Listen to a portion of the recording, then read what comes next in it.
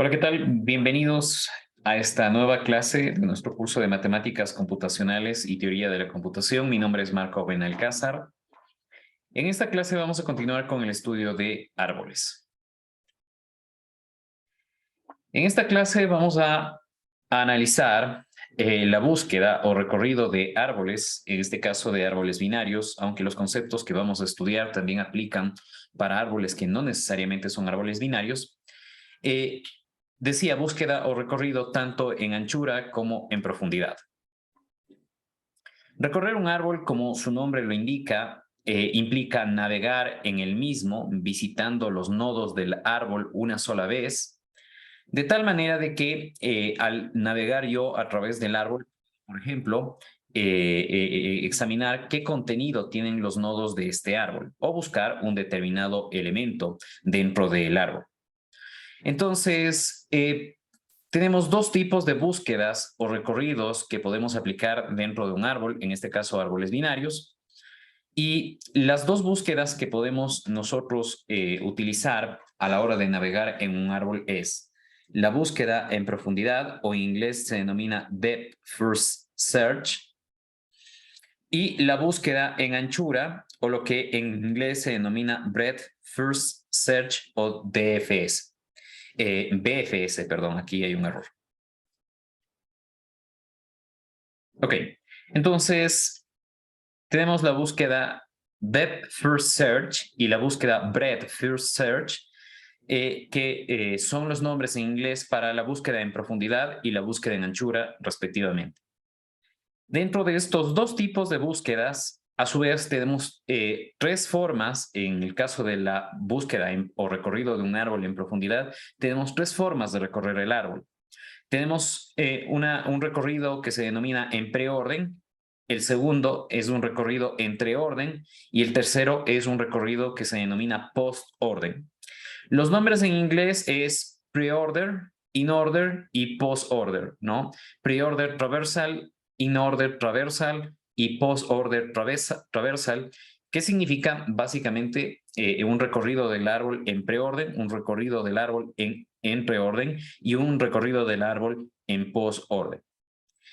La búsqueda o el recorrido de un árbol en anchura se da avanzando nivel por nivel el árbol o recorriendo, visitando los nodos de cada nivel del árbol. Esto va a quedar más claramente expresado cuando analicemos los códigos correspondientes. Muy bien.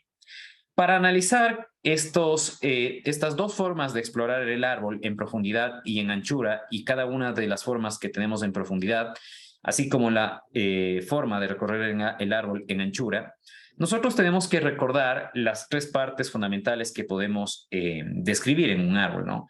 Esto es la raíz, el subárbol izquierdo y el subárbol derecho. Justamente en función de estas tres partes de un árbol, nosotros podemos expresar cómo es el recorrido en preorden, cómo es el recorrido en entreorden y cómo es el recorrido en postorden. El recorrido en preorden dice que debemos visitar primero la raíz, luego visitamos el árbol izquierdo y luego el subárbol derecho.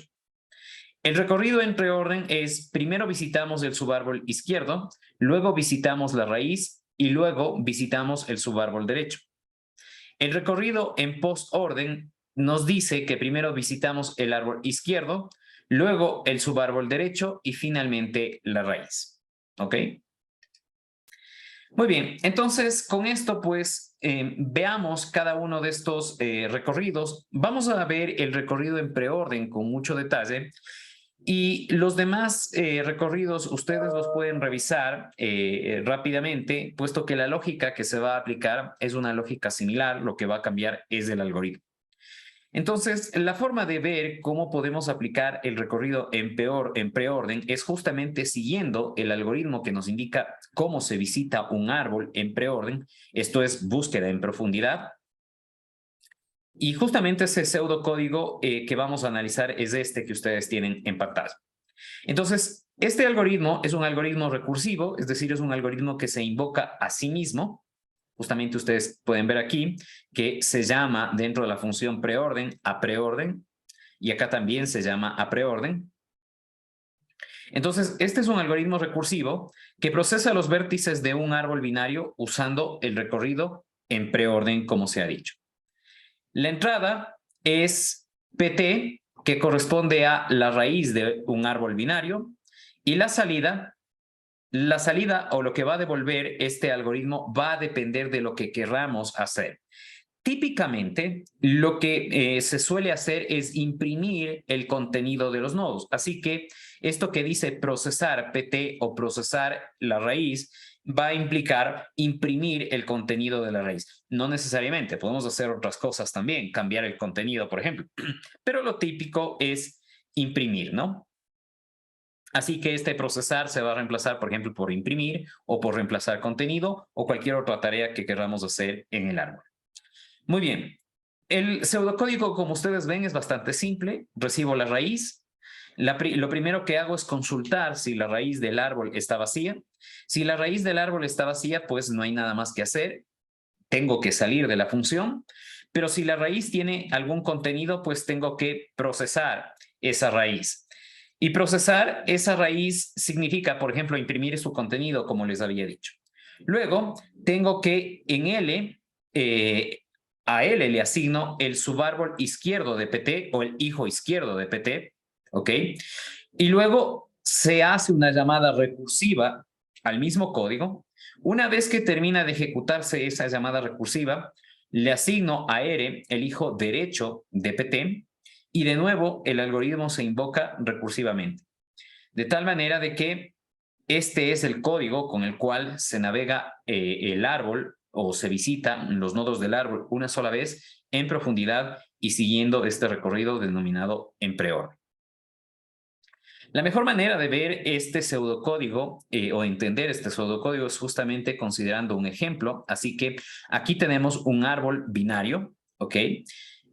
Donde este árbol binario lo vamos a utilizar para justamente aplicar el recorrido en preorden que nos va a permitir imprimir el contenido de los nodos de este árbol. Entonces, el objetivo es, en este caso, imprimir el contenido de los nodos, pero aplicando en este caso el recorrido.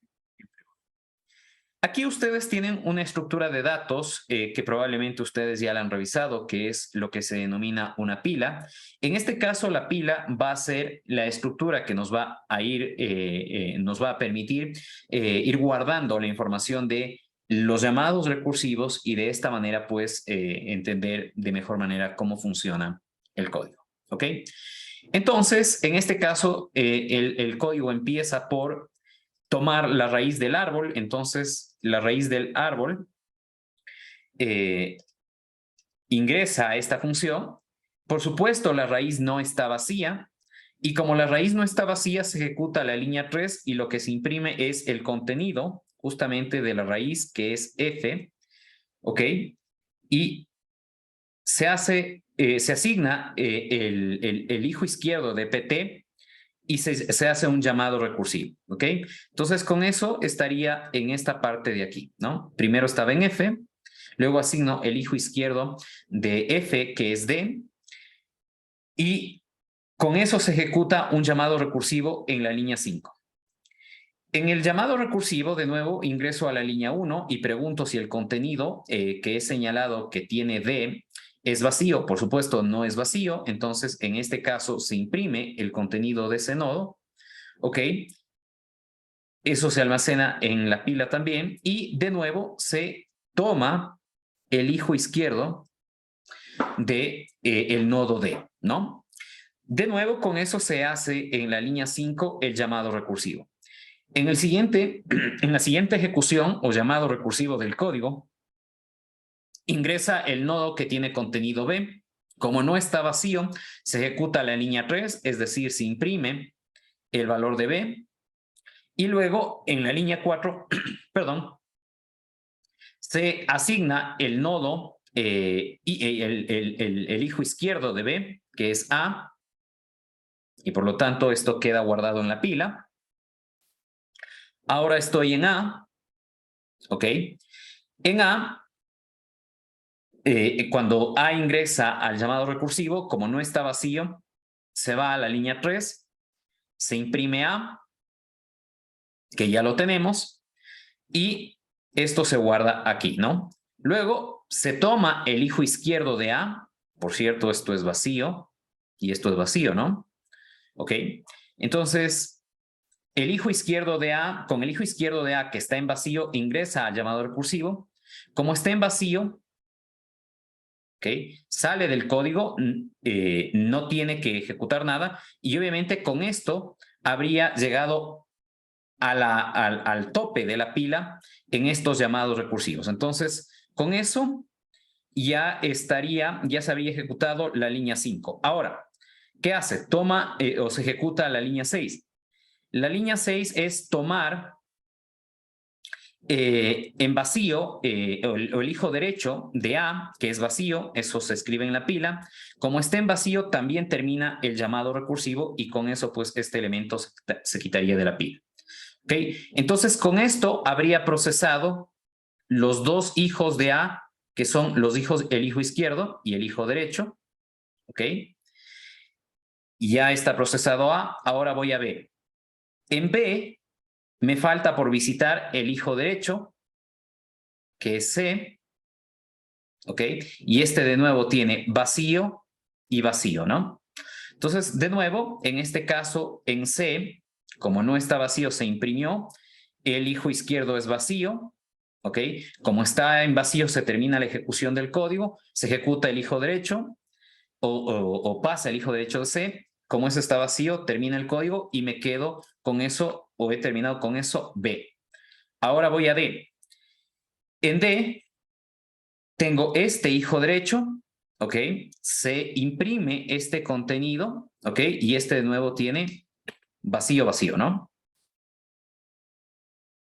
Entonces, le paso el hijo izquierdo, que es vacío, ok, perfecto, no tengo nada que hacer. Le paso el hijo derecho, es vacío, termina la ejecución y con eso termina el nodo D de procesarse en la pila y tengo finalmente el nodo F.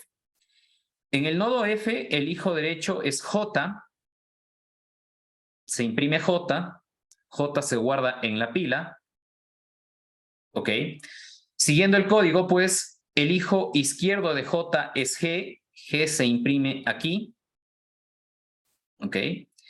Luego, aquí tengo vacío, luego tengo el hijo izquierdo de G, que es vacío, ok. Entonces, aquí no tengo que hacer nada, ok. Termina de ejecutarse esto.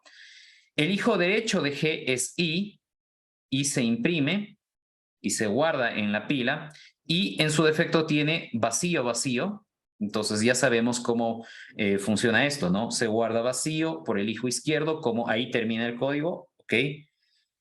Se va al hijo derecho, el hijo derecho también es vacío, ¿ok? Entonces no hay nada que imprimir y con eso he terminado de visitar el nodo I. Voy a G, ya no tengo nada que visitar.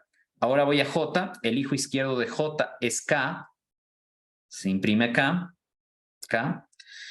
E igualmente en K, hijo izquierdo es vacío, hijo derecho es vacío, con eso he procesado K, en J ya no tengo nada más que procesar y en F ya no tengo nada más que procesar, la pila se vacía y con esto pues he visitado todos los nodos de este árbol. Por lo tanto, si el objetivo era imprimir el contenido de estos nodos siguiendo este recorrido, pues la secuencia que voy a generar producto de imprimir uno a uno el contenido de estos nodos es F, D, B, A, C, E, J, G, I y K. ¿Ok? Entonces, este sería el orden en el que se visitan los nodos del árbol, ¿ok? Y este sería el contenido que se imprime. Repito, también se puede guardar contenido en los nodos del árbol o cambiar el contenido, pero creo que esta es la forma más simple de explicar cómo funciona el recorrido en preorden. ¿Ok? No sé si alguno de ustedes en esta parte tiene alguna inquietud.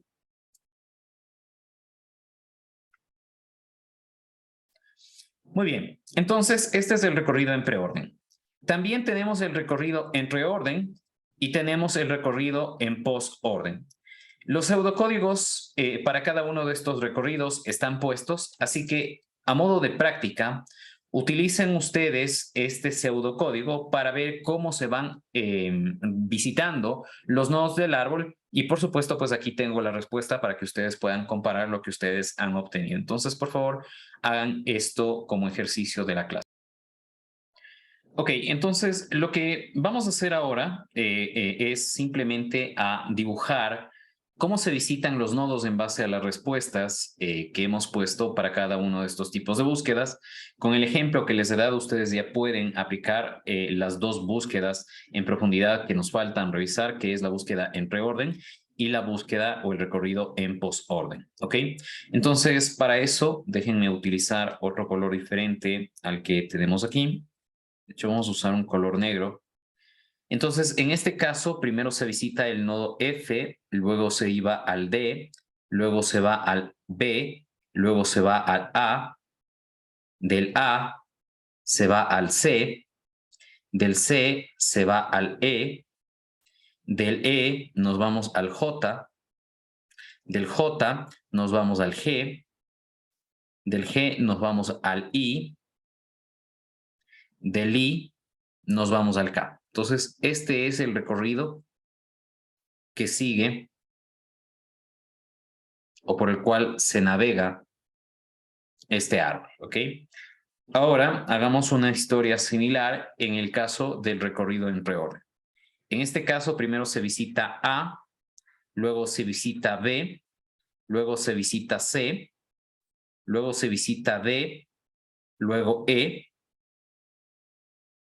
luego se visita F, luego se visita I. Entonces, déjenme ponerle esto por acá. Luego se visita I, luego se visita G, luego se visita J y finalmente K.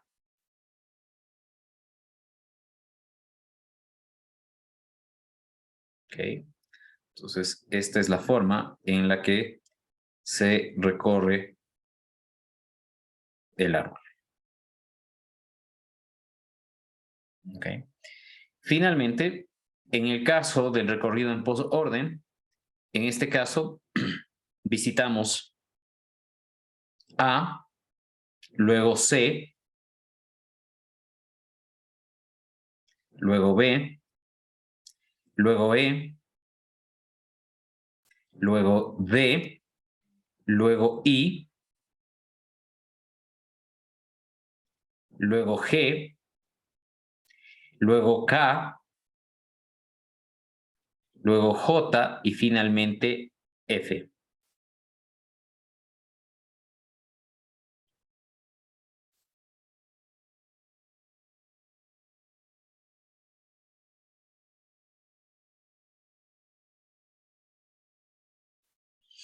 Este sería el orden en el que se visitan los nodos. Como ustedes pueden ver, en todos estos casos, la característica de estos recorridos es que solo visitan un nodo una sola vez, ¿ok?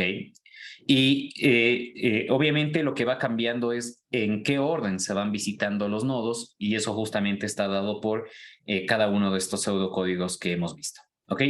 Entonces, así es como funciona la búsqueda en profundidad y se llama en profundidad porque justamente o voy desde la raíz hasta las hojas o empiezo en las hojas y voy hacia la raíz, obviamente en este caso, de la forma en que hemos indicado, ¿no? Muy bien. Ahora veamos lo que es la búsqueda en anchura. ¿Ok? A la búsqueda en anchura también se le denomina el recorrido de orden de nivel. Se denomina así porque justamente se crean los niveles. Este es el nivel 0 del árbol.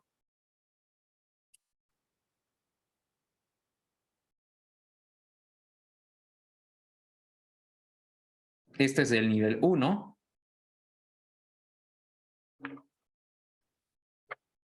Este es el nivel 2. Y este es el nivel 3. Entonces, en este caso, lo que se hace es luego vamos a ver el código. Lo que se hace es imprimir todos los nodos de izquierda a derecha que están en el nivel 0, que en este caso el único nodo es F. Una vez que imprimo todos los nodos del nivel 0 de izquierda a derecha, voy al nivel 1 y en este caso tengo, imprimiendo los nodos de izquierda a derecha, tengo D y J. Una vez que imprimo los nodos del nivel 1, paso al nivel número 2 y de nuevo imprimo de izquierda a derecha B, E, G y K. Y finalmente voy al nivel 3 y de izquierda a derecha los nodos que tengo son A, C e I. ¿Ok? Entonces, la búsqueda en anchura es, digamos, es un tipo de búsqueda que es mucho más fácil de entender conceptualmente. En cambio, la parte del código quizá no resulta tan intuitivo. Bueno, esto ya dependerá de cómo entienda cada uno, pero por lo menos de los tres tipos de búsqueda, o más bien dicho, comparando la búsqueda en anchura con los tres tipos de búsqueda en profundidad, ciertamente este es el tipo de búsqueda más fácil de entender. El código que permite implementar esta búsqueda en anchura es la que ustedes ven aquí. En este caso se recibe un nodo, en este caso se va dando nodo por nodo, se envía a la raíz, ¿ok? El contenido de este nodo se lo pone en una cola y mientras esta cola no esté vacía, el contenido de la cola se pone en la variable b, se imprime el contenido de esta variable y para cada hijo de este nodo se ubica de nuevo en la cola, ¿sí? Entonces, esto es una forma de ir justamente visitando los nodos del modo en el que les he dicho, ¿no? Paso este nodo, luego a este nodo y su contenido lo pongo en una cola y voy imprimiendo, ¿sí? Lo que yo tengo en esta cola y esta cola está formada por estos dos nodos. Cuando ya se vacía la cola, paso a todos los hijos de este nodo y todos los hijos de este nodo y de esa manera imprimo esto que ustedes tienen aquí. Ok, entonces esto es la búsqueda en anchura, que de nuevo visita cada nodo del árbol una sola vez y lo hace por nivel y de ahí justamente el nombre de recorrido de orden de nivel o según el orden o el nivel en el que están los nodos, ¿ok? Entonces esto se visita de arriba hacia abajo y de izquierda a derecha los nodos. No sé si tienen alguna duda de este tipo de recorrido de un árbol binario.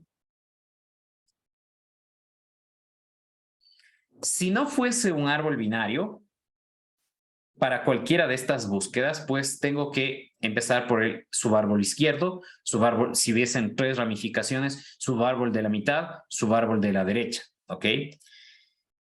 Si es que yo tengo un árbol de más de 2 como factor de ramificación, quizá este sea el tipo de búsqueda más fácil de implementar, porque como ustedes ven aquí, simplemente, no importa cuántas ramificaciones tenga, al ir por nivel y de izquierda a derecha, pues sin mayor dificultad se imprimen todos los nodos. Acá voy a tener que, repito, crear el hijo izquierdo, el hijo de la mitad, el hijo derecho, ¿ok?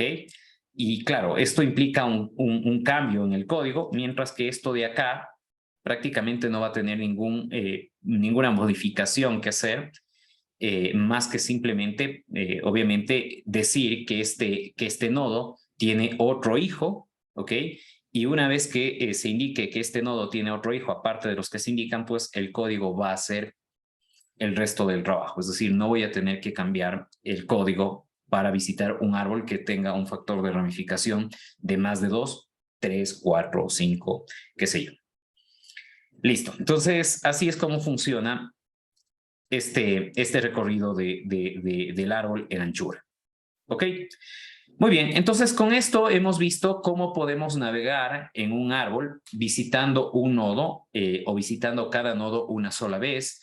Y es importante que se visite cada nodo una sola vez para evitar repeticiones en la impresión del código o en el hecho de poner datos en cada uno de los nodos del árbol y sobre todo para hacerlo de manera eficiente. Si yo vuelvo a visitar un nodo más de una vez, evidentemente eso es algo que, dependiendo del tamaño del árbol, puede gastar tiempo innecesario o puede generar una carga computacional innecesaria, cosa que evidentemente no es lo que buscamos cuando hacemos códigos. Muy bien. Con esto, pues, vamos a ver un nuevo tipo de árbol. Y hemos visto algunos tipos de árboles. El nuevo tipo de árbol que vamos a ver se llama árbol de decisión. Y como su nombre lo indica, justamente es un árbol que nos da información para tomar una decisión. Entonces, un árbol de decisión es un árbol en el que cada nodo interno representa una prueba o una pregunta con respecto a algún atributo. Cada rama representa el resultado de la prueba y cada hoja del árbol representa una etiqueta o el resultado de la decisión que se toma cuando se aplica las pruebas a todos los atributos que están en la trayectoria correspondiente. Los caminos desde la raíz hasta la hoja representan reglas de clasificación. Ok, esta es la parte importante de por qué son útiles estos árboles y por qué los he incluido aquí, ¿no? Estos árboles sirven para clasificar, como su nombre lo indica, y uno de los problemas que se resuelven dentro de Machine Learning justamente es el problema de clasificación. Entonces, en algún momento, si ustedes estudian Machine Learning, van a ver que un algoritmo de Machine Learning se denomina árbol de decisión y justamente lo que busca construir este algoritmo es una estructura como esta que se ve aquí. Veamos entonces con este ejemplo cuál es la estructura de un árbol de decisión. En este caso, este árbol de decisión nos permite seleccionar un restaurante. Entonces, la primera característica que yo voy a analizar es el ranking del restaurante o la reputación del restaurante, ¿ok? Y eso es a través del número de estrellas, ¿no? Entonces, pongamos reputación.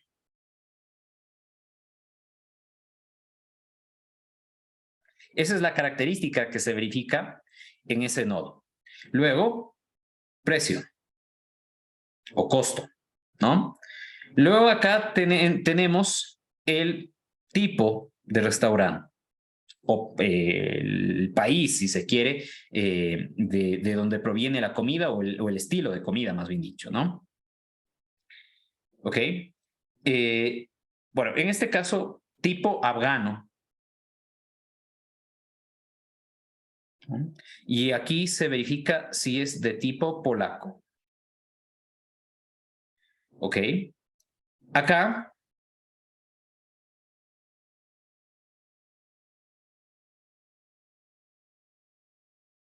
se verifica si es tipo español. Ok, entonces con esto, para yo poder elegir un restaurante, digo, el restaurante que yo quiero que sea de alta reputación, ¿sí o no?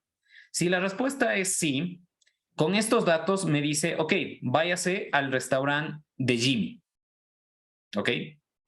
Ahora, si para mí la reputación no es importante, entonces se pregunta el precio. Quiero un restaurante donde los costos de los platos sean baratos o no quiero que sean baratos.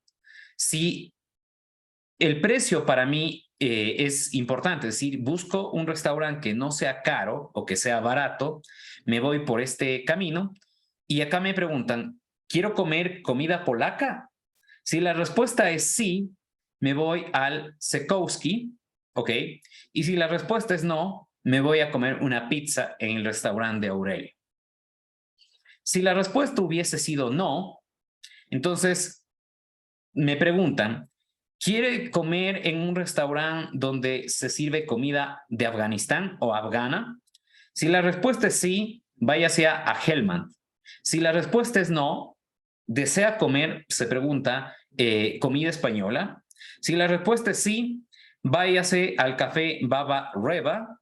Y si la respuesta es no, váyase al restaurante Tao, ¿ok?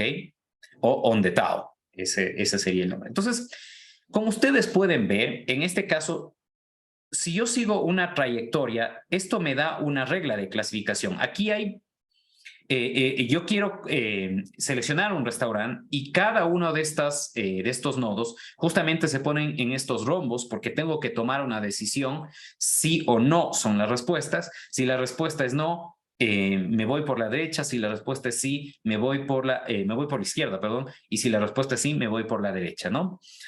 En las hojas, como ustedes pueden ver, no hay pruebas, sino en las hojas de este árbol hay categorías, o en este caso nombres de restaurante que yo voy a visitar. Entonces, la característica de un árbol de decisión es que los nodos internos contienen preguntas respecto de determinados atributos con respecto al problema que yo quiero evaluar, mientras que en las hojas, las hojas contienen clases, categorías o nombres, en este caso nombres de restaurantes que yo voy a seleccionar.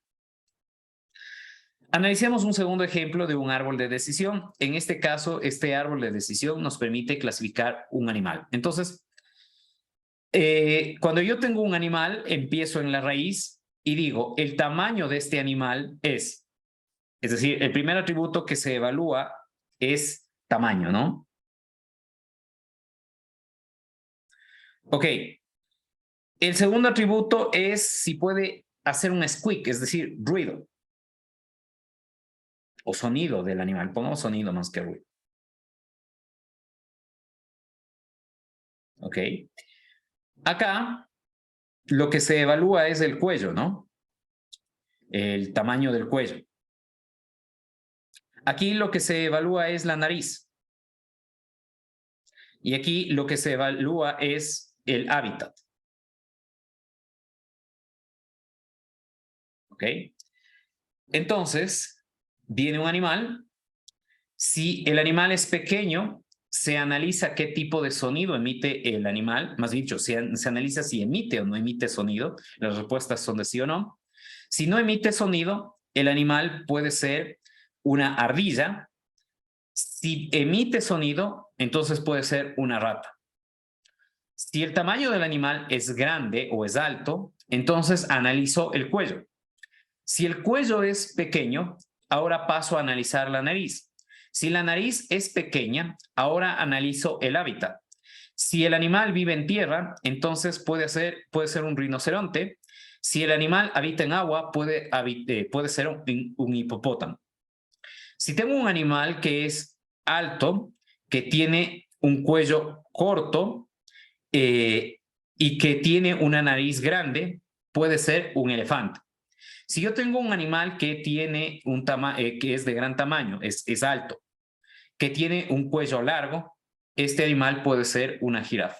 Entonces, este árbol en los nodos internos tiene pruebas que me permiten ir clasificando en función de diferentes atributos que yo voy analizando de los objetos a clasificar hasta que termino en una hoja y la hoja me da la respuesta de a qué categoría o a qué clase pertenece ese objeto, que puede ser un animal, puede ser un objeto cualquiera, una mesa, etcétera, qué sé yo, ¿no? Entonces, así es como funcionan los árboles de decisión. Lo que se hace dentro de Machine Learning es construir el árbol. Aquí ya tenemos los árboles construidos, ¿ok? En Machine Learning lo que nosotros hacemos es tomar datos y con esos datos y un algoritmo de construcción de un árbol de decisión, justamente creamos una estructura como esta que nos permite clasificar nuevos animales diferentes a los que se usaron para construir el árbol, o en este caso, nuevos restaurantes diferentes a los que se usaron para construir el árbol. ¿De acuerdo? Entonces, así es como funciona un árbol de decisión. No sé si de esta parte tienen alguna consulta. Ok, muy bien. Entonces, Profesor, con esto, una pregunta. sí, El dígame. tema del árbol de decisión está, como usted había dicho, está relacionado ampliamente con el machine learning, ¿no? Así es. Por ejemplo, en ese caso, digamos, yo hago una petición de, digamos, quiero saber qué animal es este y, digamos, tiene que pasar por todo el árbol. Digamos, si yo hago, digamos, varios pedidos, digamos, quiero hacer unos 100 pedidos, entonces cada uno de estos pedidos va a pasar por absolutamente todo el árbol, así. No necesariamente. La pregunta es interesante, Luis. A ver, supongamos que tuviéramos un animal. En este caso, disculpen, yo no soy muy bueno dibujando, así que, eh, ¿cómo sería? Déjenme ver, déjenme intentar dibujar un gato.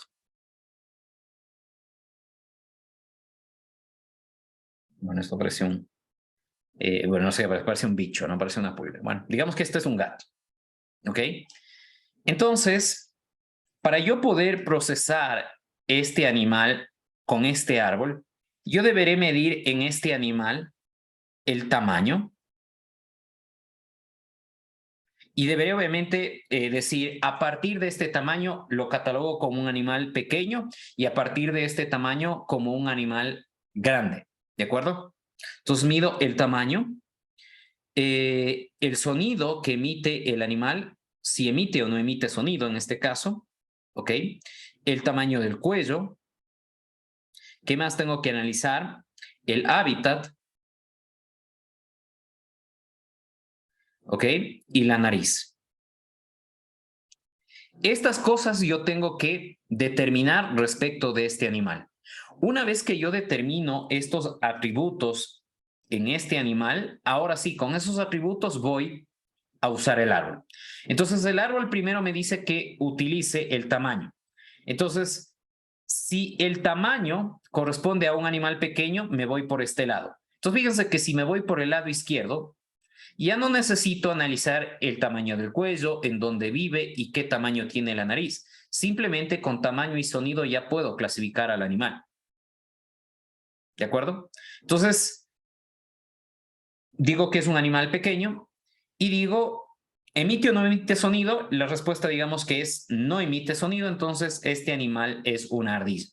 Ah, pero dijimos un gato, entonces tamaño es pequeño, eh, puede o emite un sonido. El squeaking es un sonido como el algo así, ¿ok? Entonces, aquí para poder procesar este animal, a este animal que era un gato, con este árbol, deberíamos haber dado en la construcción de este árbol el tema de información respecto de gatos. Y los gatos, por ejemplo, maullan. Entonces, deberíamos decir, emite sonido, maulla, no maulla, ¿no? Entonces, supongamos que esto es una rata, ¿no? Entonces, como es una rata, sí hace el sonido, el squeaking, y por lo tanto llegamos a este nodo y a este animal le clasificamos como una rata. Y ahí termina de procesarse este animal, ¿ok? Ya he llegado a una hoja, esa hoja me da la categoría a la que pertenece este animal y ahí acaba. Entonces, fíjense que para este caso, esta parte del árbol no se visitó. Entonces, ¿qué parte del árbol se visita? Depende del tipo de animal que yo estoy clasificando. No sé si ahí queda mejor o más claro el tema, Luis. Sí, ahí queda más claro. Aunque en sí, pues el otro tema sería de que si, o sea, digamos, entonces mi pregunta más sería que si para cada animal individualmente, digamos, Ujú. si yo hago una petición de 10, digamos, yo hago 10 entradas y yo quiero que me saca, que pase por todo el árbol y me dé el resultado, entonces el árbol se recorrería individualmente para cada animal, por así decirlo. Sí, sí, Así sí. funcionaría. Por cada, el árbol es el mismo para todos los animales, eso es un punto a tener en cuenta, y por cada animal tengo que ir recorriendo el árbol conforme las características del animal estén determinadas, ¿de acuerdo? Y no es que yo digo recorra todo el árbol, ¿no? La parte del árbol que se recorre depende del animal que estoy procesando. Y una pregunta, en el caso de, por ejemplo, esa es la parte del aprendizaje, por así decirlo, pero No, no, no, después... no es la parte del aprendizaje, no, no, no, no, la parte del aprendizaje es construir el árbol. En este Mm, caso, en términos de Machine Learning, cuando ya tengo un árbol construido y quiero clasificar, a eso se denomina testeo o uso del árbol. La parte del aprendizaje es la construcción del árbol. Eso obviamente escapa del tópico de este curso, pero aprendizaje es construir el árbol. o sea, pero digamos, por ejemplo, en una identificación de fotos, yo quiero que me identifique el animal al inicio, esto pasa por lo que es el árbol en el Ujú. tema de la máquina, pero después se supone que eso ya es como más automatizado o ya no tiene que recorrer, o cómo funciona eso. No, no, no, no, siempre, siempre. Para yo poder dar una respuesta, tengo que recorrer el árbol en función de las características del objeto que quiero clasificar. Aquí hay dos Mm, partes en el lenguaje de Machine Learning. la parte del entrenamiento de cualquier algoritmo y la parte del testeo. Entrenar un algoritmo implica, en el caso de árboles de decisión, construir el árbol. Es decir, llegar a esto que está aquí. ¿Ya? Una vez que tengo construido, con esto yo puedo dar respuesta a clasificar nuevos animales. ¿De acuerdo? No entiendo. Lo Y que el árbol, evidentemente, perdón, solamente concluyo con esto. Lo que evidentemente no hemos visto aquí es cómo construir un árbol de decisión. Eso ya es un tópico de Machine Learning y por eso es que no vemos cómo construir un árbol de decisión, aparte de que no hay una forma única de construir un árbol de decisión, existen varias formas de construir un árbol de decisión. Pero repito, eso ya es un tópico de Machine Learning. Sí, Luis. no entiendo. ¿Y los árboles de decisiones son solamente exclusivos para, digamos, de una raíz tener No las dos necesariamente. opciones? No ¿Cómo? necesariamente. Puedo yo tener varios factores de ramificación, pero típicamente se usa no y sí, por la simplicidad de poder construir el árbol y después navegar también en el árbol. Típicamente es no, sí, no, sí, pero puedo usar un factor de ramificación diferente de 2, es decir, puedo usar un factor de 3 o 4, pero ya ahí ya realmente la construcción del árbol se complica. Mm, Entiendo. Uh-huh. Listo. Ok, entonces con eso hemos concluido esta parte donde hemos visto un nuevo tipo de árbol llamado árbol de decisión, como su nombre lo indica, que nos permite tomar decisiones, en realidad nos permite clasificar objetos o aplicar una serie de pruebas hasta llegar a determinar la categoría a la que pertenece un objeto y como les dije, esto es un algoritmo importante dentro de Machine Learning. Bueno, así como teníamos isomorfismos de grafos, entendiendo que los árboles son un tipo especial de grafo, pues evidentemente también podemos hablar de isomorfismos de árboles, ¿no?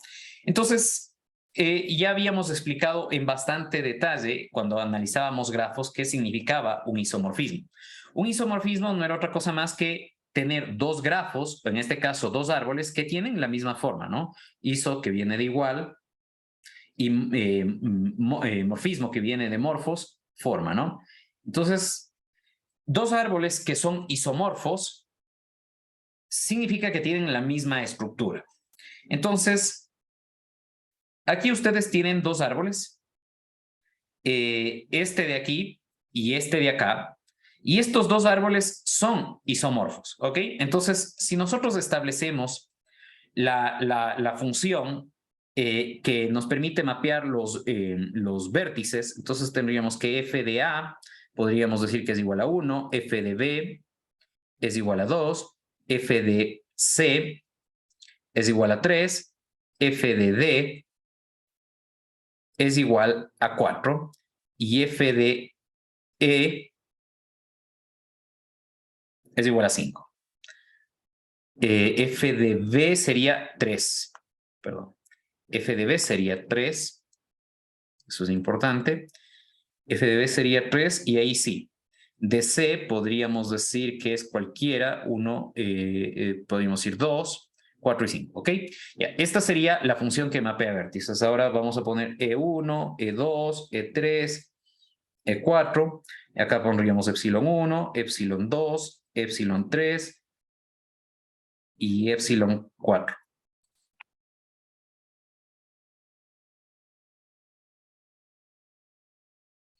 Ok, entonces tendríamos que G de E1 es epsilon 1, G E2, G de E1, E1 va entre A y B. Siempre B entre 1 y 3. Entre 1 y 3, perfecto, ya. Luego tengo E2, E2 va, a ver, a este le dije E2. E2 va entre B y C, y entre B y C, que es 2 y 3, va E4, ¿ok? El G de 3, E3 va acá entre B y D, ¿ok? Entre B y D, 3, tengo 3 y 4, entre 3 y 4 tengo epsilon 2, y el G de E4 es epsilon 3, ¿ok? Entonces, estos dos pares de funciones F y G Eh, me definen el Profesor, isomorfismo. Sí. en el T2, en la figura 982, ahí se repite dos veces la de 4.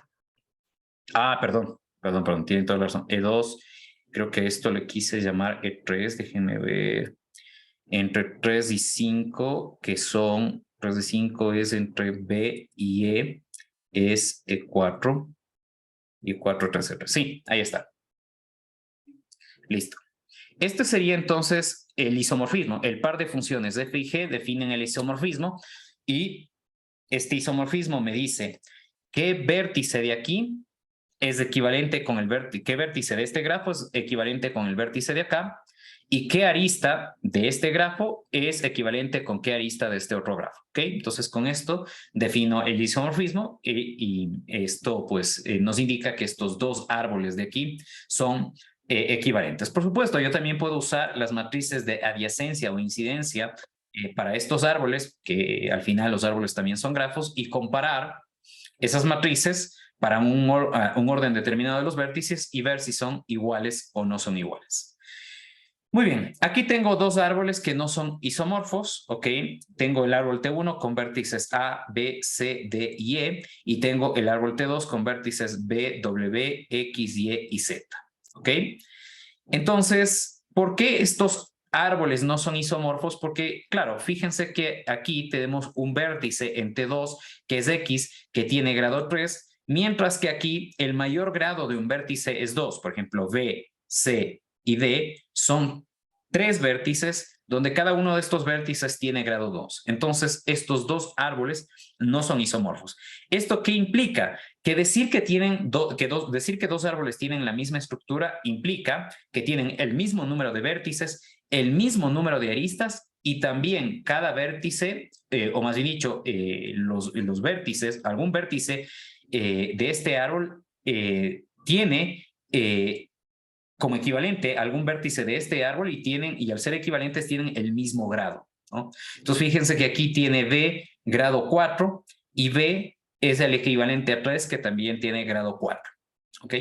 Entonces, esto respecto de isomorfismos de árboles, que es de nuevo un caso particular de isomorfismos de grafos, teniendo en cuenta, insisto, que los árboles no son otra cosa más que un tipo especial de grafo.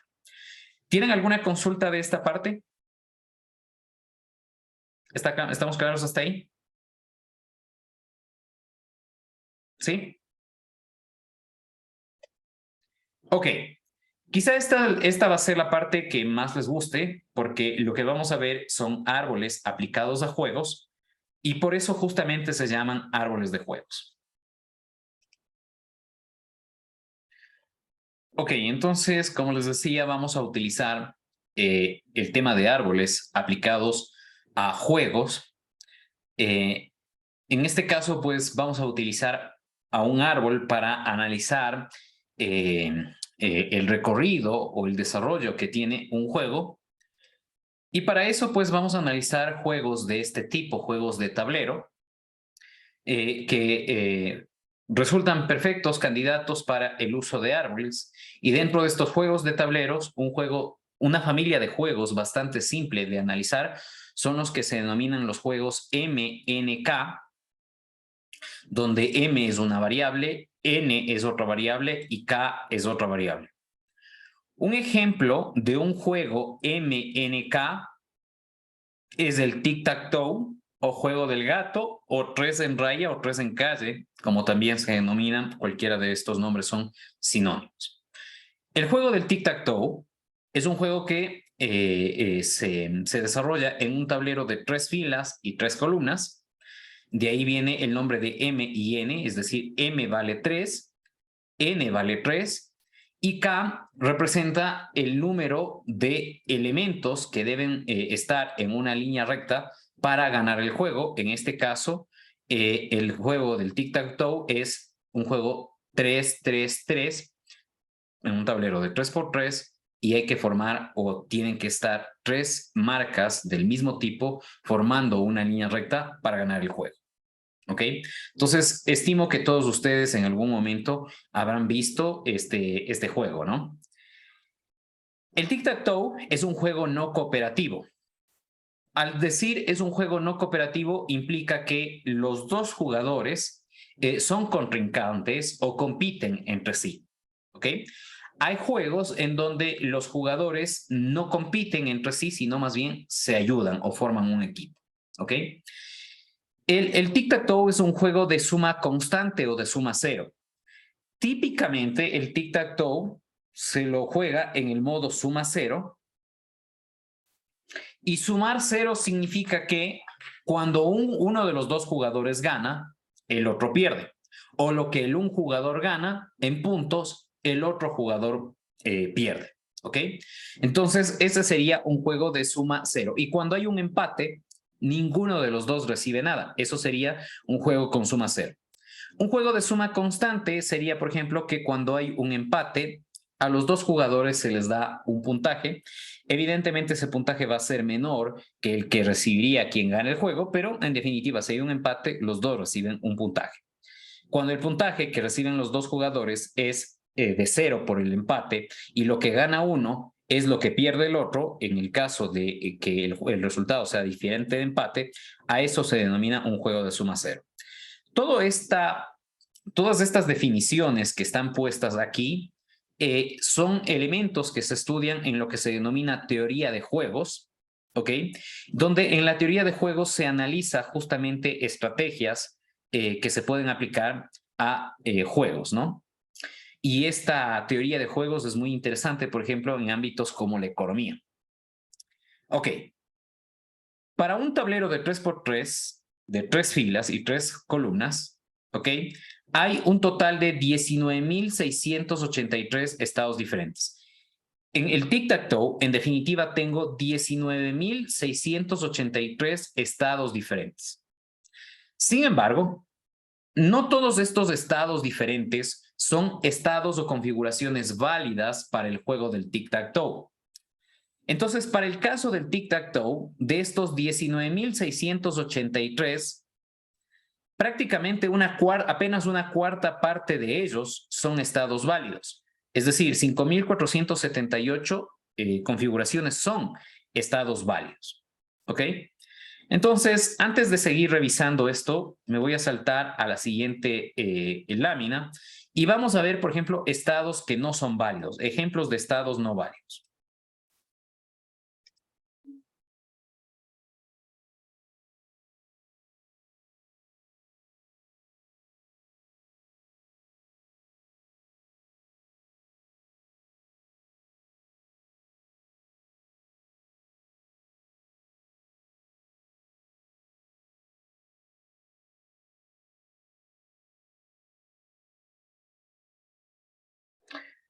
Ejemplos de estados no válidos serían, por ejemplo,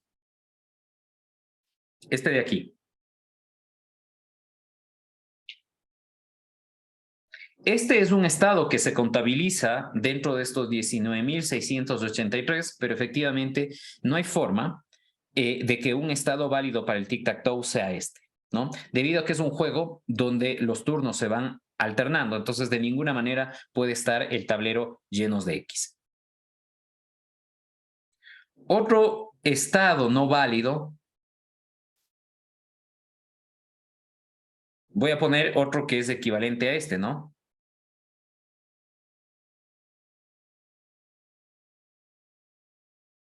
Es este. Estos dos son equivalentes en el sentido de que tienen la misma configuración con marcas diferentes. Otro estado no válido distinto a estos de aquí sería, por ejemplo,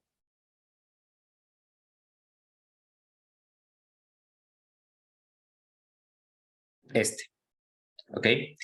Este tampoco es un estado válido porque esto significa que el jugador que tiene la marca X ha hecho 6 movimientos o ha tenido 6 turnos, mientras que el jugador que pone la marca O o el 0 solamente ha hecho 2 turnos, ¿no? A lo sumo tendría una diferencia de 1 entre las marcas de los dos jugadores. Entonces, este también es un estado no válido, ¿no? Entonces, estos son estados que se contabilizan dentro de estos 19.683 y ya ustedes pueden darse cuenta la razón de por qué de 19.683 configuraciones distintas que yo tengo para un tablero de 3x3 con 3 marcas, apenas estos 5.478 configuraciones son válidas para el juego del tic-tac-toe. Ok, ahora veamos estados simétricos.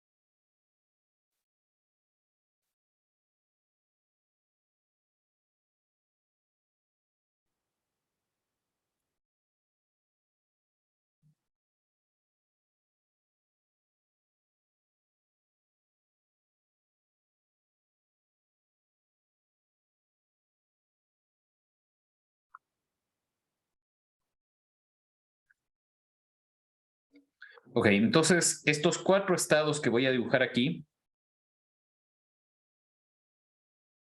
serían ejemplos de estados simétricos. ¿Qué significa esto? Que, por ejemplo, si tomo como centro de masa esta celda que estoy poniendo, donde estoy poniendo los puntos, si yo voy rotando, voy generando cada una de estas marcas que yo tengo aquí. En definitiva, el tablero tiene la misma estructura, nada más que voy rotando, ¿no? A estos se denominan estados simétricos, a estados que se obtienen de otro estado a partir de una transformación geométrica, como por ejemplo la rotación, como en este caso. ¿Ok? Entonces, justamente de este tipo de particularidades de tener estados simétricos, uno puede aprovechar para construir árboles de juegos mucho más simples que el que uno construiría asumiendo de que estos estados son diferentes. Entonces, estos estados, al ser simétricos o al ser estados equivalentes, ¿ok? Pueden ser considerados como un solo estado, ¿ok? Como lo veremos más adelante. Muy bien. Lo que nosotros vamos a hacer es a crear agentes o a crear programas que permitan o que puedan jugar este juego del tic-tac-toe de manera automática, sin la intervención del humano. Para esto, el agente va a recibir el tablero en la configuración en la que está actualmente. Este va a ser el estado S sub I, donde I es un índice que denota el número de modificaciones o el orden de modificaciones que se están teniendo en el tablero. El agente tiene que decidir qué acción ejecutar. En este caso, la acción es dónde debe poner la ficha. En este caso, la ficha es la X. Una vez que decide en dónde ubicar la ficha que se indica en este tablero en verde, se ejecuta esa acción y con eso paso del estado SI al siguiente estado, que es el SI más 1, que es el que se ve aquí. Si el agente jugara poniendo círculos, de nuevo, este sería el estado S sub I, el agente decide en dónde poner la ficha, ejecuta ese movimiento y paso al estado S sub I más 1. ¿Ok? ¿Cuál es el objetivo del juego desde el punto de vista del jugador X? Desde el punto de vista del jugador X, el objetivo del juego es completar una línea, ya sea horizontal, vertical o diagonal. Puede ser en diagonal principal o en diagonal secundaria, donde esta línea tenga 3X en un tablero de 3x3. Entonces, aquí están algunos ejemplos de cómo puede ganar el jugador X la partida, ¿no? Una fila horizontal o una fila vertical o una fila en la diagonal secundaria o una fila en la diagonal principal. ¿Ok? Evidentemente, desde el punto de vista del jugador O, busca lo mismo, formar una línea recta, en este caso de marcas O. Ok, ¿qué puntajes se asignan en este juego? Si el juego es de suma constante, por ejemplo, a la victoria se le puede dar un +1, a la derrota un -1 y al empate un 0,5. Si el juego es de suma 0, como ya indiqué arriba, a la victoria se le da +1, o +10 o +15, a la derrota se le da el mismo valor negativo y al empate se le da un 0. Típicamente el juego del tic-tac-toe se juega, valga la redundancia, en esta forma, en suma 0, donde lo que gana el uno es lo que recibe el otro, y cuando hay empate, pues simplemente nadie gana nada. ¿Ok? El hecho de decir eso que he manifestado en palabras, en el lenguaje de juegos, se expresaría de esta forma en la que he puesto aquí. Ok, con esto vamos a ver en qué consiste el árbol de juegos. Antes de pasar a eso, no sé si tienen alguna consulta de esto que hemos visto acá. Les he dado una breve generalidad de lo que es el juego del tic-tac-toe para que todos nos sintonicemos y entendamos de qué estamos hablando. ¿Está claro hasta ahí? ¿Sí? Muy bien. Entonces, vamos a construir un árbol para este juego. Vamos a asumir que el jugador que debe ejecutar el siguiente movimiento es el jugador que tiene la marca X. Ok, a propósito, usualmente los análisis que se hacen de este juego es desde el punto de vista del jugador que pone la marca X, y vamos a asumir que el tablero tiene esta configuración y el jugador tiene que decidir si pone aquí la X o aquí la X o aquí la X o acá la X. Entonces, las 4 opciones que yo tengo para poner la X serían ponerla aquí, ponerla acá, ponerla acá o ponerla acá. ¿Ok?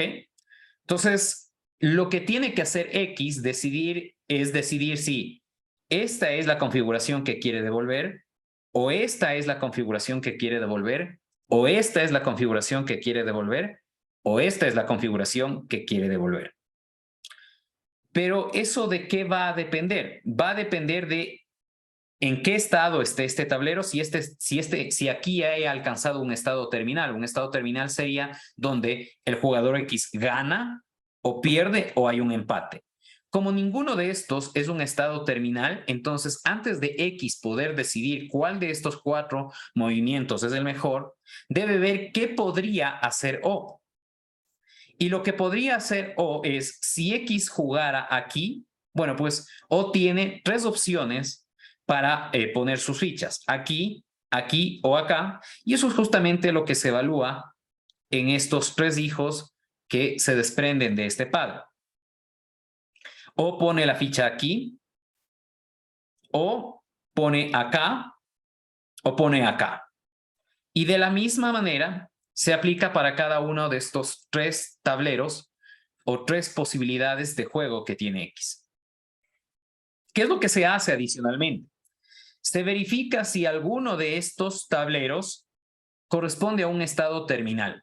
Estado terminal significa empate, pérdida o ganancia, ¿no? Entonces, en este caso, si X jugara aquí y yo jugara acá, O está ganando, esto implica que X pierde, y por lo tanto, como este juego está construido desde la perspectiva de X, o esto hemos hecho desde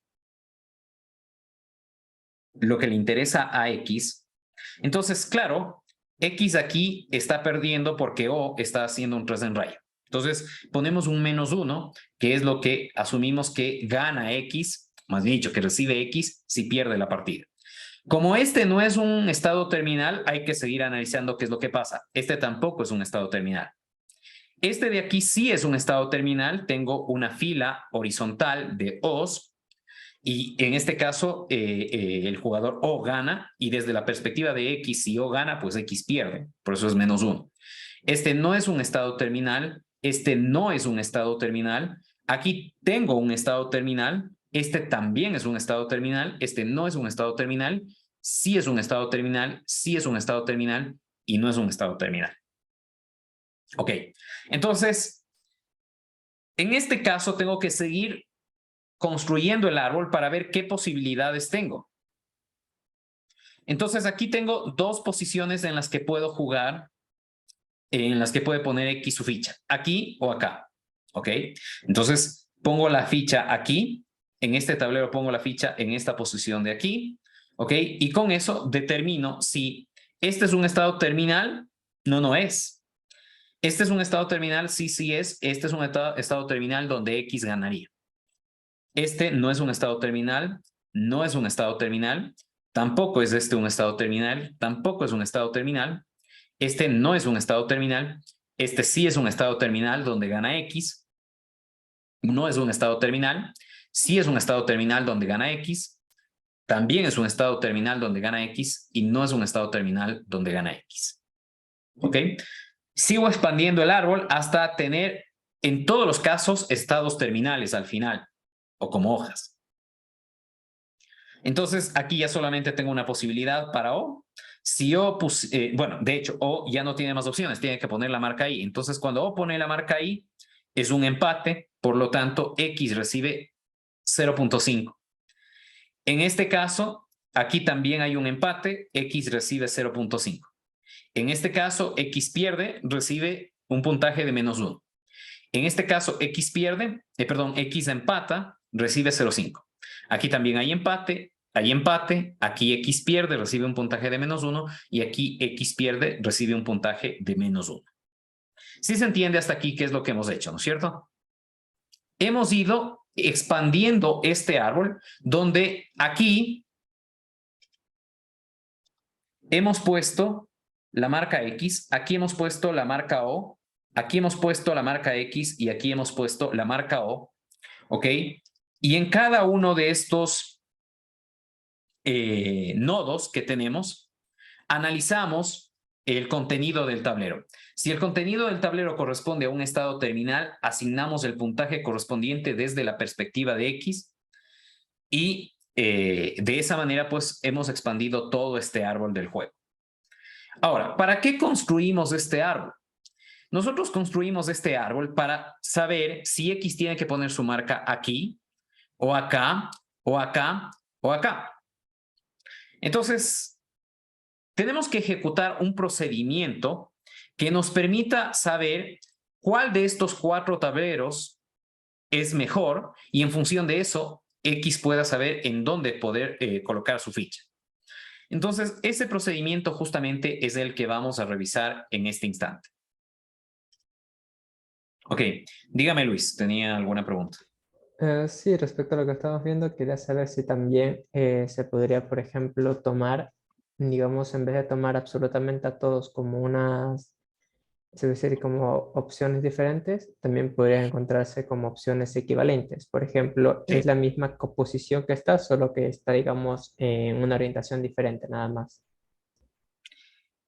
Se puede hacer ese análisis con mucho cuidado determinando efectivamente si dos estados son equivalentes y eso me ahorraría construir todo un subárbol de este árbol y eso al final se manifiesta en un menor tiempo de creación del árbol, es decir, el agente daría una respuesta en un menor tiempo. Así que sí, la respuesta es sí, se puede considerar eso. El tema es que, claro, hacer eso requiere de analizar qué estados son equivalentes y ese es un tema que en muchos casos, en muchos juegos, no es necesariamente una tarea trivial, ¿de acuerdo? Pero sí, eso es lo que uno debería procurar, buscar opciones equivalentes, ¿de acuerdo?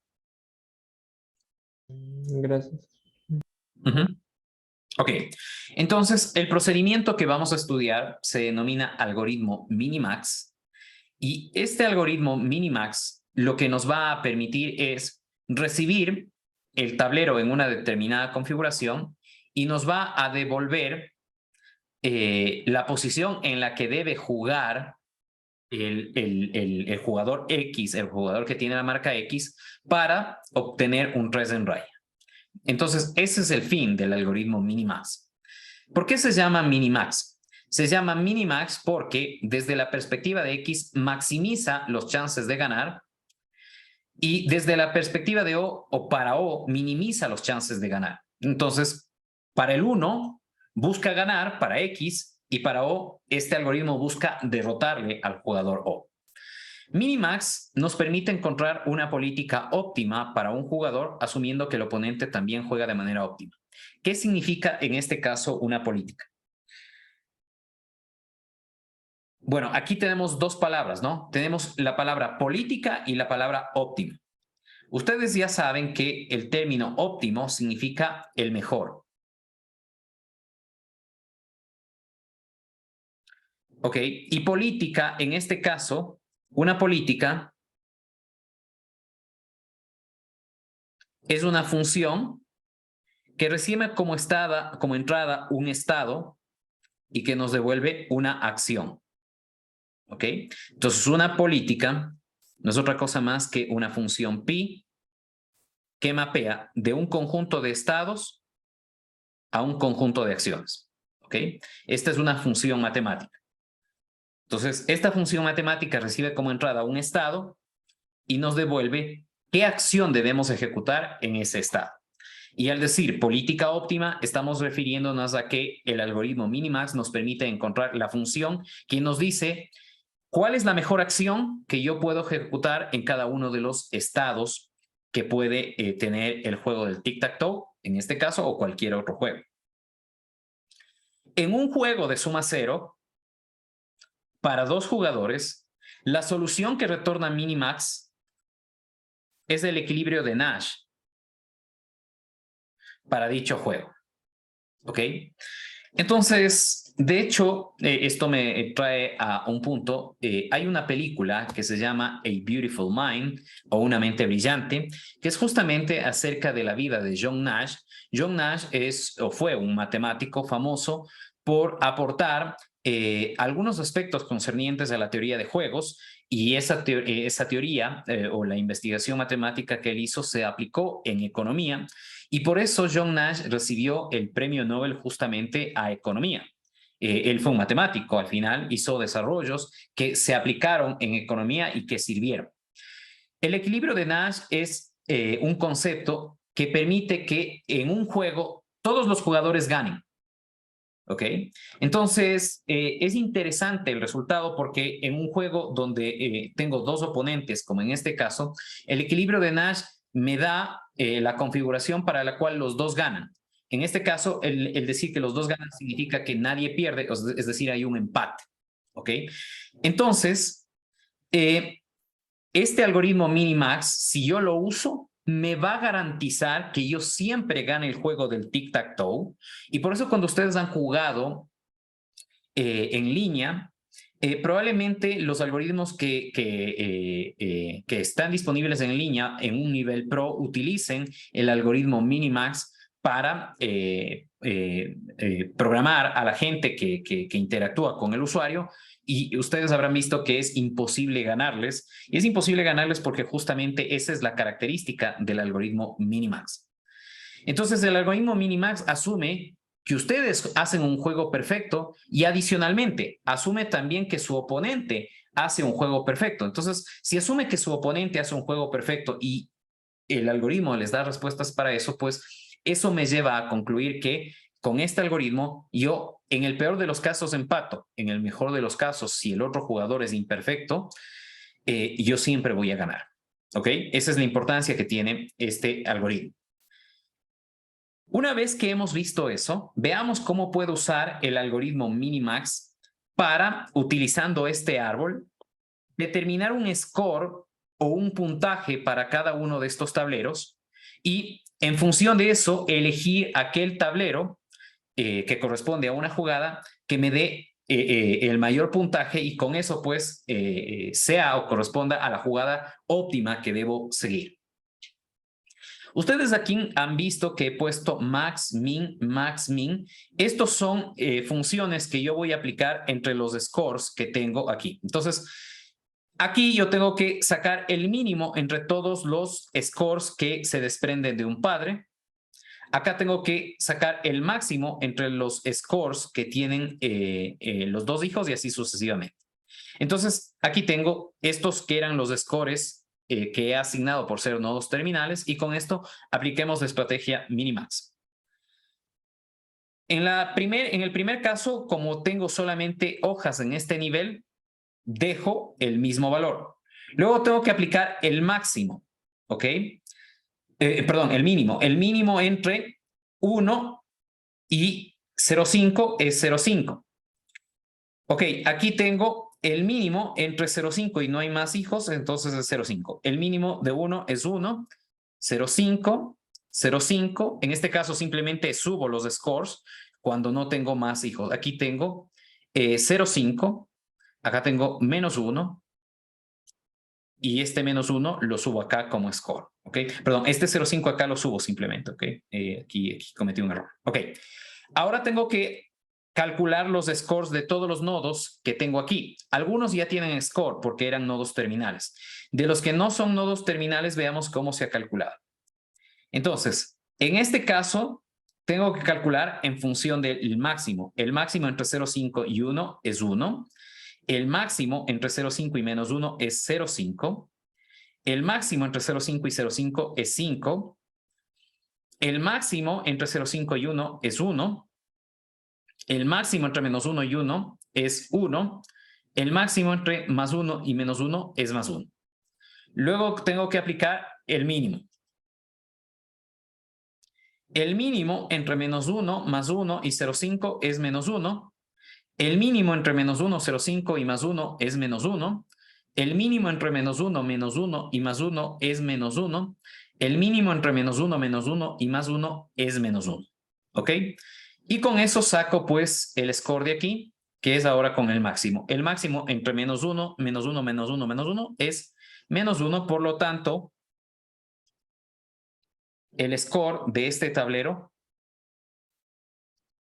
que recibo como entrada es menos 1. Ok, con esta información que yo tengo aquí, tengo que decidir si tengo que poner mi ficha en esta posición o poner mi ficha en esta posición o en esta posición o en esta posición. Si yo presto atención a los scores, los cuatro scores, disculpen, son malos. ¿Qué significa esto? Que si yo recibo el tablero aquí y el jugador oponente juega de manera perfecta, ya perdí. No importa dónde ponga mi ficha, ya perdí. Eso es lo que significa esto. ¿Ok?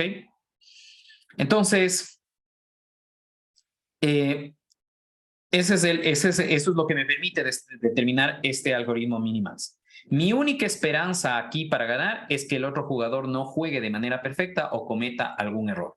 Pero eso es, digamos, esperar por el mejor de los casos. Siempre cuando uno trabaja en juegos, pues va a esperar el peor de los casos para nosotros, y el peor de los casos para nosotros es que el otro jugador o el otro oponente haga un juego perfecto. ¿Ok? Entonces, por ejemplo, digamos que el jugador juega aquí. Entonces, si juega ahí, pues automáticamente el otro jugador sabe que puede jugar aquí y pierde, ¿no? Entonces había perdido porque aquí se completa un press and ride. Bueno, uno dice, ok, no juguemos ahí, juguemos acá. Bueno, de la misma manera, si el otro jugador lo hace bien, pues va a poner su marca aquí y de nuevo hemos perdido. Entonces, insisto, este algoritmo minimax nos da un score para los posibles, las alternativas de juego que yo tengo, y en este caso, en función de los scores, sé que no tengo opción, ya he perdido. ¿Ok? Mi única alternativa, mi única esperanza es que el otro jugador cometa algún error, cosa que en teoría de juegos, pues uno no considera, ¿no? Asume más bien que el otro jugador lo hace de manera perfecta. Muy bien. Entonces, con esto hemos visto cómo se aplica la teoría de juegos, el algoritmo minimax, perdón, junto con árboles de juegos para determinar cuántos nodos, más bien dicho, cuáles son las opciones que puede que tiene un jugador y de entre esas opciones que tiene un jugador, ¿cuál es la que mejor le conviene? Ok, aquí vamos a analizar un problema que tenemos con la construcción de un árbol de juego para este juego simple, que es el del tic-tac-toe, ¿no? El juego del tic-tac-toe, como ustedes saben, tiene un total de 9 posiciones en las que yo voy a jugar. Es decir, cuando yo voy a construir el árbol del juego, originalmente tengo un total de 9 hijos. ¿Ok? Luego, en el siguiente nivel, una vez que ya se ha ocupado una posición, tengo un total de 9 hijos y por cada, tengo los 9 hijos de arriba y por cada hijo de este padre tengo a su vez 8 hijos. Entonces tengo 9 por 8 opciones o nodos. Luego para el siguiente nivel tengo 9 por 8 padres y por cada padre tengo 7 hijos. Entonces el total de nodos es 9 por 8 por 7. Ok, si yo sigo haciendo este análisis, voy a llegar al punto donde voy a tener 9 por 8 por 7 y así sucesivamente hasta multiplicación por 1. Entonces, en este caso, el número total de nodos que yo tengo sería 9 más 9 por 8 más 9 por 8 por 7 más 9 por 8 por 7 por 6 y así sucesivamente hasta 9 por 8 por 7 por 6 por 5 por 4 por 3 por 2 y por 1. ¿Ok? El número total de nodos sería aproximadamente 387 millones. ¿Ok? Y si uno va a almacenar 387 millones de nodos, recuerden que cada nodo tiene un total de 9 valores. Entonces, si se almacena el contenido de cada nodo con una matriz de números en punto flotante de doble precisión, esto significa 8 bytes por cada número, entonces el tamaño de memoria que ustedes van a requerir para almacenar todo el árbol del juego cuando empiecen por construir este árbol con el tablero vacío sería el número total de nodos que tengo por 9 valores que tiene el tablero. El tablero es de 3x3, por lo tanto tengo 9 valores que almacenar y cada valor ocupa 8 bytes. Entonces, esto me da un total de 27 gigabytes. Entonces, fíjense cómo almacenar un árbol para un juego tan sencillo, para un juego tan simple como el tic-tac-toe, ocupa un gran tamaño de memoria. Entonces, justamente aquí entra lo que decía Luis, ¿no? El tema es, aquí tengo que buscar estrategias para disminuir el tamaño del árbol. Primero porque haciendo eso ocupo menos espacio en memoria, como se ve en este caso. Y por otro lado, porque mientras más pequeño sea el árbol que tengo que construir, más simple va a ser el procedimiento que tengo que aplicar y por ende menos tiempo me voy a tardar, ¿no? Entonces, eso es lo que saco como conclusión. Tengo que ver algún procedimiento para reducir el tiempo de construcción del árbol y el espacio en memoria RAM que ocupa. ¿Qué puedo hacer? Una de las cosas que podría hacer, que es más simple, es no expandir el árbol por completo, sino expandir el árbol hasta un determinado nivel. El problema es, o asumamos que expandimos el árbol solamente, este sería el nivel 1, el nivel 2. Expandimos el árbol solamente hasta el nivel 2.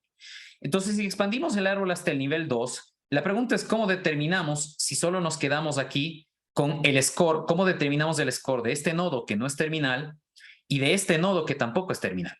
Para los nodos terminales el score está dado en función de si gano o pierdo, pero en este caso, donde no gano ni pierdo, es decir, tengo opciones de seguir jugando, ¿cómo determino el score si ya no voy a seguir expandiendo el árbol? Eso es justamente lo que vamos a ver ahora. A eso se denomina una heurística. Una heurística es una función que me permite asignar un score a un nodo que no es terminal. Un ejemplo de una heurística es esta. Entonces, en este caso, nx es el número de filas, columnas o diagonales que contienen x y que el jugador x puede completar. ¿Ok?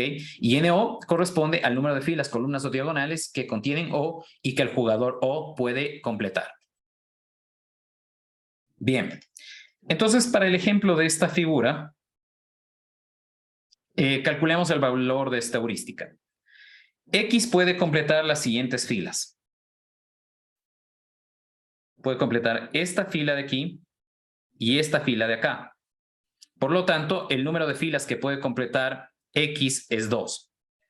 El número de filas que puede completar O es esta fila de aquí y no hay más. Por lo tanto, 1. Entonces, el score de este nodo está dado por el valor de esta función, que es 1. Es decir, se asignaría un valor de 1 a este nodo. Y de esta manera, a pesar de que no es un nodo terminal o no es un estado terminal del juego, le doy un score. ¿Y por qué es necesario tener un score? Porque ya hemos visto que cuando uso Minimax, Minimax requiere de que todos los nodos tengan un score. ¿Ok? Entonces, se pueden usar heurísticas como estas u otra más.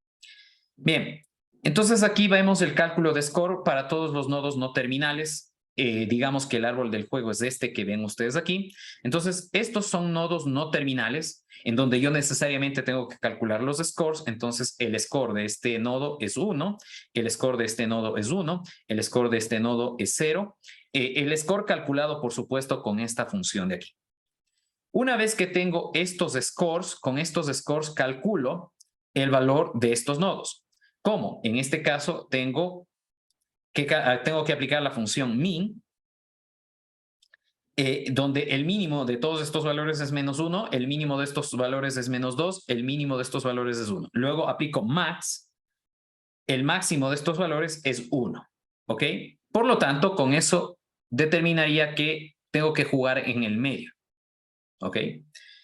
Y así es como uno va jugando este juego del tic-tac-toe. ¿Ok? Entonces, noten ustedes que los árboles, en este caso, me permiten analizar lo que yo puedo hacer en función de qué viene como posibilidades del juego más adelante. Y en este caso, en el juego del tic-tac-toe, hemos aplicado dos conceptos. El concepto minimax, que es un algoritmo que en base al contenido del árbol me permite determinar un puntaje para cada una de las opciones que tengo, y en base a ese puntaje, pues yo escojo el nodo que mayor puntaje tenga, ¿no? Simplemente como curiosidad les manifiesto que existen diferentes versiones de juegos MNK. ¿Ok? Por ejemplo, bueno, ya dijimos, el Tic-Tac-Toe es un juego que se da en un tablero de 3x3 y hay que completar 3 en raya.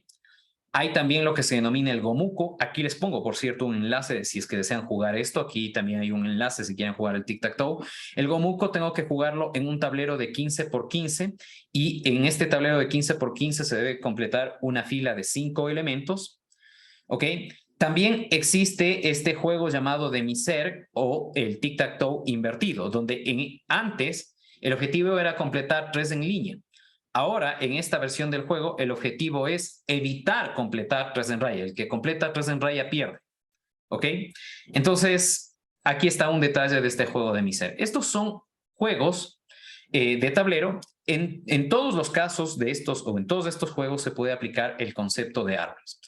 Por cierto, el juego, o más bien dicho, el concepto de árboles de juegos no solo se aplica en este caso, se puede aplicar para el ajedrez, se puede aplicar para el Go. Evidentemente, en el caso del ajedrez y el Go, al haber más posibilidades, los árboles son bastante grandes y evidentemente en esos casos uno tiene que buscar estrategias para disminuir el tamaño del árbol. Una puede ser limitar el nivel al que se expande el árbol, otro puede ser aplicar podas. Esto ya ustedes lo verán cuando analicen algoritmos, por ejemplo. ¿Ok? Listo. Eso es todo con respecto al tema de árboles. Con esto concluimos esta parte. No sé si tienen alguna inquietud. ¿Está todo claro?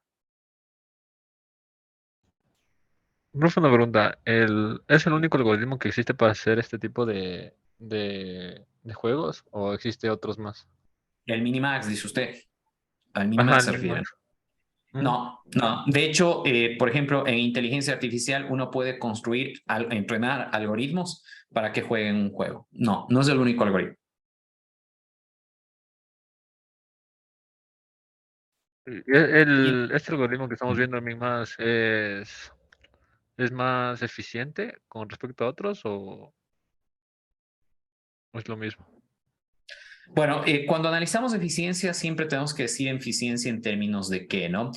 No necesariamente. De hecho, no en la mayor parte de casos. ¿Por qué? Porque como ustedes ven, el Minimax se basa en el hecho de construir el árbol de un juego. Y construir el árbol de un juego, dependiendo de qué juego es, ya hemos visto que puede resultar complejo desde el punto de vista de tiempo y de memoria, ¿no? Entonces, esa es la desventaja que tiene Minimax, el hecho de que necesita la construcción de un árbol. En cambio, otros algoritmos, como por ejemplo algoritmos de aprendizaje por refuerzo, si construyen árboles con una profundidad pequeña y eso hace que sean árboles, eso hace que el tiempo de respuesta del algoritmo sea más rápido y que el consumo de memoria sea más bajo que el del Minimax. Así que hay algoritmos más eficientes que el Minimax en términos generales.